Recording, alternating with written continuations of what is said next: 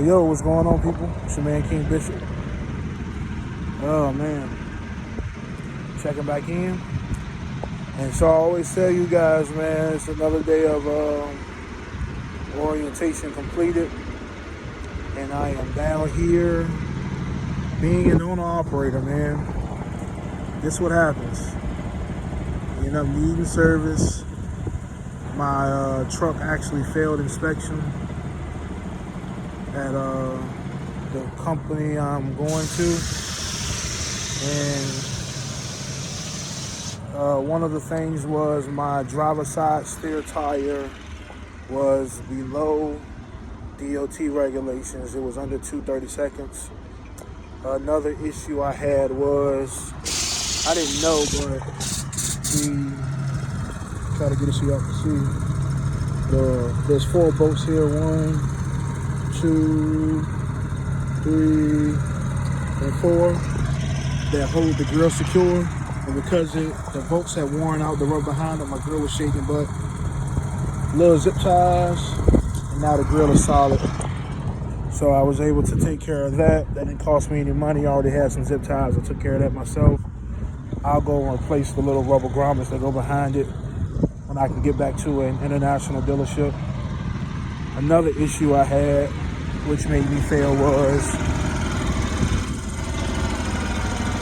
this metal piece that connects from here to here.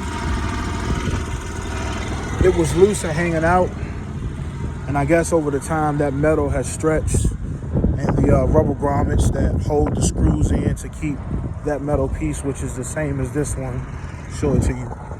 It's the same as this. See how this one is snug and secure? That piece there? Well, on the other side it had gotten loose.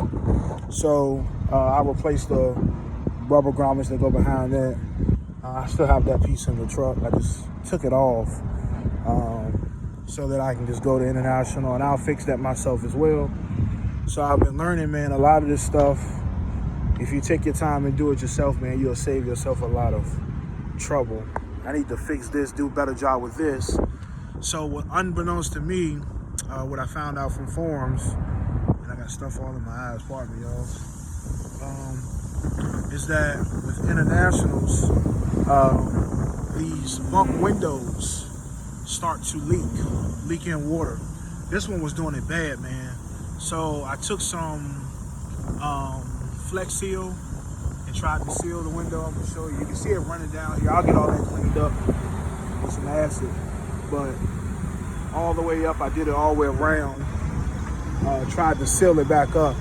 If this does not work, what I've been seeing is people just using like regular house caulking. I didn't use that because it's big and white. Had I known I was gonna make such a mess with this, I would have used it.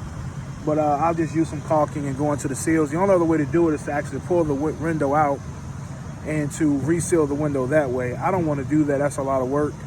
I'd rather just seal the window out completely. I don't have to use the window. You know, that is what it is. So I always tell you guys, you want to be an owner-operator? Being an owner-operator takes stuff like this. I failed the inspection for the new company. They tell me what needs to be fixed, and I decide what I can fix, what I can't fix. I decide what I can buy, what I can't buy. Obviously, I can't do anything about a tire. Because a tire, you got to find a tire. Instead of going to TA or Petro and paying those guys whatever they want to do this kind of work, I was able to find a cheaper solution.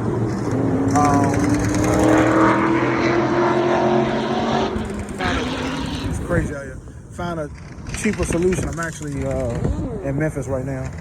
Found a cheaper solution and help out a local business guy with some money, black business. So what I'm going to do is, it's a cheap tire. The tire is really cheap. Chinese tire is cheap.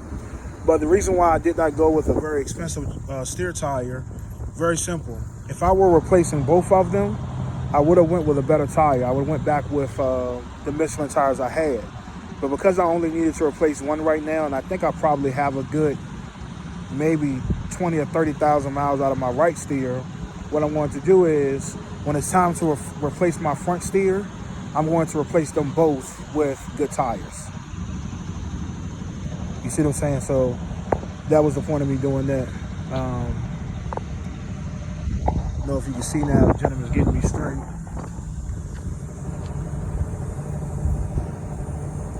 So that's why I did not go with a more expensive tire. It just didn't make sense. I'm only replacing one. I don't want to put the wear and tear on a good tire and then bring in another good tire in a month or two and eat the tread up on those good tires and have them wearing unevenly. So I said I'll buy a cheap tire. I don't really care how this one wears. I'll use it as a spare. I'll go ahead and get a spare rack put on my truck. I'll get a spare rack put on my truck, or I'll leave it in my storage or something in the garage and keep it in case I need it. But I won't keep it on here for a month or so before I change out and get a new set, a new pair of the Michelins that I had, because those lasted me over 100,000 miles. And I didn't babysit them. I don't really babysit. I'm doing better now with babysitting my equipment because it's gotten older on me and all that stuff. But this truck has given me a lot of grief. I'll show you this. I did this last week. Last week, I replaced and got brand new airbags in the rear. I don't know if you can see those airlines, but those airlines are brand new. They've never even been hooked up to a trailer yet. Not too long, I want to say a month ago, I got a new mud flap put on. New mud flap bracket and a new mud flap. And that's a better shot of the airlines. Those brand new airlines. Never even been hooked up to a trailer yet. Also, underneath here on the passenger side steps is the DPF filters and the DPF system. They have two coolant lines that run here. The inward and the outward, they're called the DPF dozer valves. And they run coolant to cool and send coolant into the DPF system. Both of those lines have burst. I replaced one in October or November, and I ended up having to do another one, I want to say maybe 2 or 3 weeks ago. Underneath my hood, my coolant heater line went. I replaced that about a month and a half ago. So, and then last week when I did of course I could not do the airbags myself. So I did not replace the airbags, and I did not replace the airlines myself. But my front blower motor went out the same day I got those done. I got those done on Thursday. That Thursday night I was in my truck and my front blower motor went out. So I said, crap. So I looked it up, said, man, I can do this. So I replaced my front blower motor myself. I did not pay anybody to do that. I paid $200 or so for the part, did it myself. There's an actuator for my blower motors in here, my rear blower motors in here. There's an actuator that turns it from heat to cold, a module, that had gotten stuck. So I replaced that myself. So now my bunk controls, I was blowing 100% air conditioning all winter. I was like, man, I don't know what's wrong with it. I thought something was majorly wrong, but it kind of found out it's a little box. And actually, if you remove the module off of it, you can turn it by hand. It's just a little vent that closes that turns it from heat to air conditioning. But I replaced that. That was on like a $35, $40 part, but it did not cost me a dime to replace it because I fixed it myself. So little by little, I'm getting more intertwined of doing things myself to try to keep the money in my pocket. There's some things I'm going to do next outside of what I just showed you. It just happened. I'm going to fix that now. But also, this is, hope you can see it. This right here, this lever, that is the cab air height or air ride height adjuster. That is air actuated. And basically just keeps your bunk from, tilting back and forth all day long, or your whole cab. That needs to be replaced. It's not 100% bad, so it's not broken, but it is going bad. It's getting on my nerves. Not too long ago, I replaced both of the cab airbags. You can see it over the line, but got one there, one here. Some trucks only have one. My trucks has two, so I replaced those. I'm going to replace the front pair of airbags soon too. So I say with what I know, and then I need to get my APU fixed now that I'm going back over the road. My inside thermostat, it just won't turn on. I have no power to it for some reason. I've checked every fuse I'm gonna have to take it to Thermo King. I can't fix it.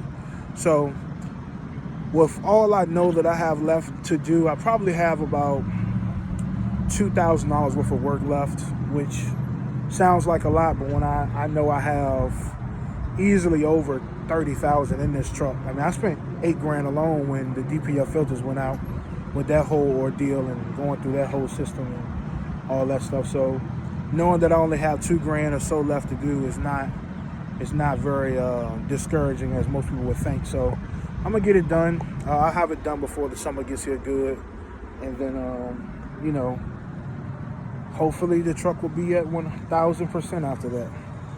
But as always, oh, forgot to even tell y'all about orientation. Shoot, we'll keep that quick.